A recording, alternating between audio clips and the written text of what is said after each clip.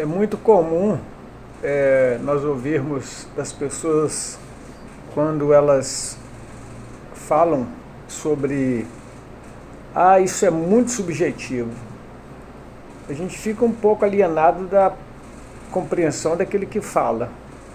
Porque quando falamos de valores, de realidades, de verdades, quando aprovamos ou desaprovamos algo, ou se achamos a pessoa que fala uma pessoa autorizada, ou se queremos confrontar por uma cultura de ressentimento que temos com relação ao conhecimento, ou ao pouco conhecimento, pouca informação acerca daquilo que ouvimos, a gente então usa algumas frases de efeito, né?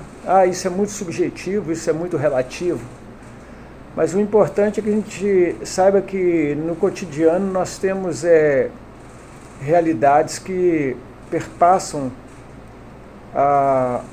aos nossos desejos, às nossas reflexões, e nós não podemos negar. E não conseguimos alcançar, e sabemos que entre os céus e a terra existe muito mais coisa do que a nossa vã filosofia, o que nós imaginamos ser, estar ou existir.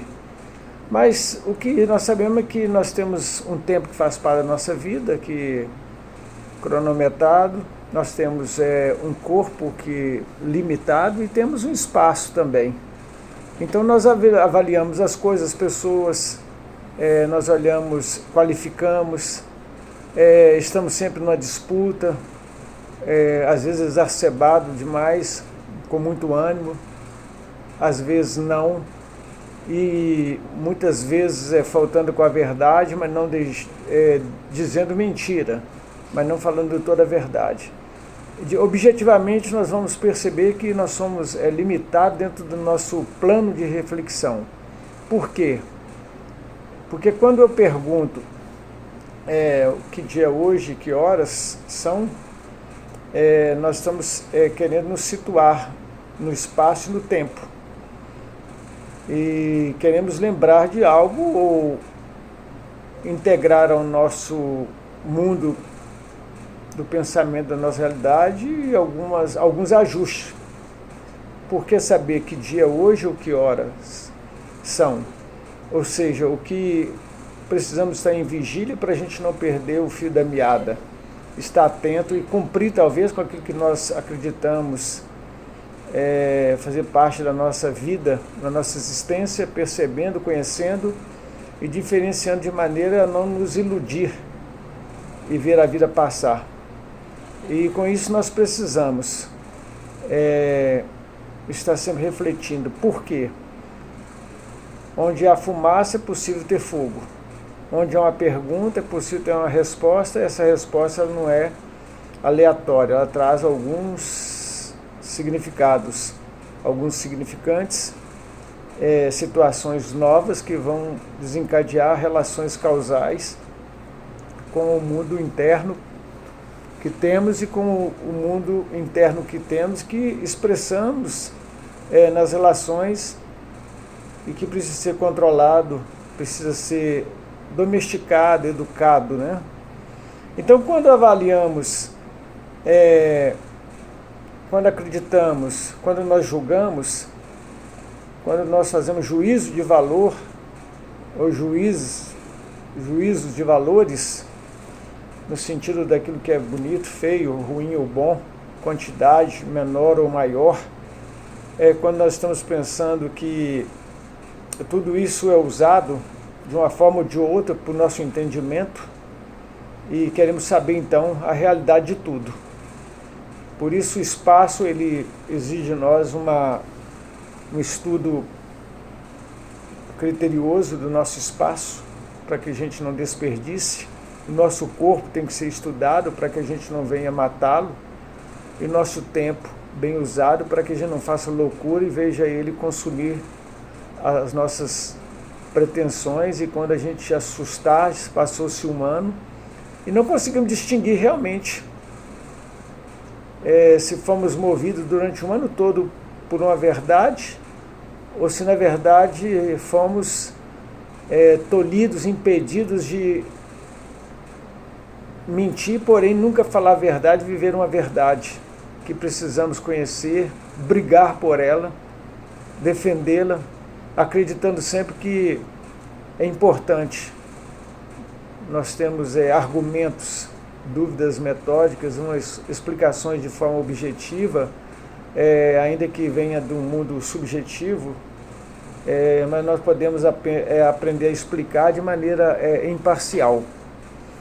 E com isso nós vamos começar a entender sentimentos, amor, ódio, medo, desejo. Nós vamos perceber que nós temos objetividade, nós temos subjetividade, nós temos intersubjetividade. Então nós temos um mundo interno, subjetivo, e nós temos um mundo objetivo, externo. E temos uma relação essas duas vertentes, o objetivo e o subjetivo, que integra e produz uma vertente intersubjetiva, mostrando que nossos valores, toda a nossa vida, existência, ela está integrada nessas três dimensões. E com isso nós vamos partir ou para o racionalismo ou para o empirismo. Será que está lá fora ou se está aqui dentro de nós? O que causa isso? Que efeito produz? Até onde eu preciso buscar mais ou menos, e para entender aquilo que é belo ou não. Ao invés de eu gritar que existe uma mentira que cerca o mundo, eu devo crer numa verdade que domina o coração e satisfaz. Eu devo dizer que tudo é mentira e que nós somos mentira também. Eu posso acreditar que existe o amor, que existe um sentimento nobre, e que quando a Bíblia fala que Deus é amor, é porque a plenitude dele não é um sentimento, mas é algo que completa o homem e que falta no homem, o amor. Por isso que a Bíblia fala que aquele que ama é perfeito, que é uma qualidade que traz para o homem um sentido, um significado melhor para a vida. Quando esse homem toma distância do materialismo, das questões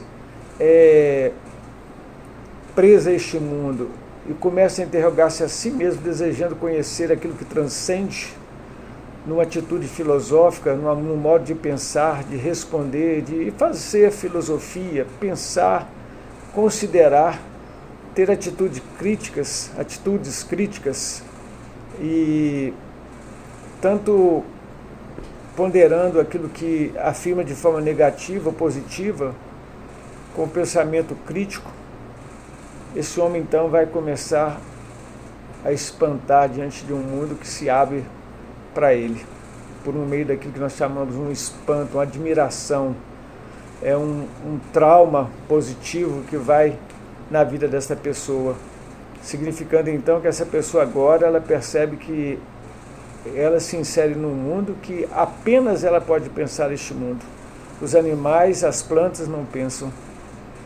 O insensato também não, os loucos, os nécios, os tolos, porque quem pensa a sua vida, quem pensa em si mesmo, pensa a sua finitude. Quem consegue classificar o objetivo, o subjetivo e a intersubjetividade, começa a fazer perguntas com mais sentido e começa a abrir a vida para uma ironia do riso, um delírio da loucura, um prazer de perceber que muitos buscam em vão, pagando um preço muito alto, enquanto que na verdade a própria Bíblia diz que é bom a gente comer, fartar-se com a jovem ou com a nossa mocidade, com os nossos desejos, que Deus contemplou a todos com isso. E assim nós vamos perceber que vale a pena enxergar que a ciência e a fé podem caminhar juntos, ou juntas, a ciência e a fé. Apesar que no momento a ciência estaciona e a fé continua decolando, porque a fé não é movida por provas, mas é por um acolhimento, por receber uma revelação que apenas a pessoa que se espanta, se admira e consegue vislumbrar de uma forma que transcende o materialismo, ela consegue perceber as riquezas internas, o mundo objetivamente contemplado, não nas suas limitações, mas numa grande realidade que não se pode alcançar, mas que se pode ser acolhida, e que Deus, na sua infinita misericórdia e graça, nos revela, tanto pela palavra, como nesta relação do homem com ele, não por via da religião, mas por via de uma fé viva, que traz para o homem pensamentos nobres, que superam a tecnologia, que resgata a humanidade e que coloca o homem no pódio, um pódio que Deus o colocou um dia e este homem desceu por livre e espontânea vontade. Que Deus tenha misericórdia de nós e que nos ensine a filosofar a fé que temos, e com esta fé que temos, Ele possa nos ensinar a pensar a filosofia, um amor a uma sabedoria que traz sentido para a vida e aponta as alturas, a beatitude que a fé pode alcançar, na certeza de que o Deus que cremos é o Deus que se apresenta e fiel e que cumpre todas as suas promessas para nós. É tão bom a gente poder descansar na certeza de que Deus,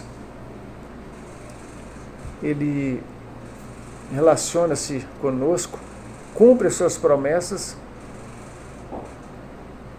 e Ele confirma cada dia a sua bondade, a sua misericórdia sobre nossas vidas. Porque nele nos movemos, nele nós respiramos, nós existimos, porque dele, por ele e para ele são todas as coisas. Glória, pois, a ele eternamente. Amém.